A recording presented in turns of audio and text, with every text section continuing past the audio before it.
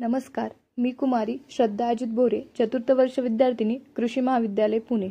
पिकांच्या भरघोस उत्पन्नासाठी आवश्यक असतात ते म्हणजे नत्र, स्फुरद व पालाश। त्यापैकी आपण नत्र याविषयी जाणून घेऊया। वातावरणात 78% नत्र असतो, तरी तो पिकांना घेण्यायोग्य स्वरूपात नसतो। त्याची उपलब्धता पिकांना करून देतात ते म्हणजे जीवाणू। जैविक स्थिरीकरण योजना कृषी महाविद्यालय पुणे अंतर्गत विविध जैविक खतांचे उत्पादन घेतले जाते। त्यामध्ये ॲझोटोबॅक्टर, ॲसिटोबॅक्टर, ॲझोस्पिरिलम, रायझोबियम या जीवाणूंचा खूप मोठा वाटा असतो। तर आज आपण जाणून घेऊया ॲझोटोबॅक्टर याविषयी। ॲझोटोबॅक्टर पिकांच्या मुळांच्या सोबती राहून असहजीवी पद्धतीने कार्य करतो। ॲझोटोबॅक्टर जीवाणू हे हवेतील असणारा मुक्त नत्राचे स्थिरीकरण करून पिकास उपलब्ध करून देतो। त्यामुळे पिकांची जोमदार वाढ होते।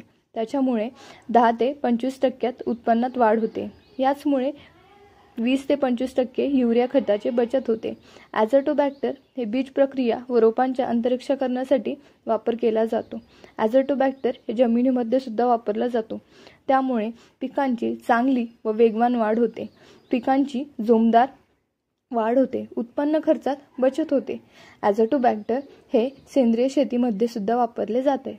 धन्यवाद।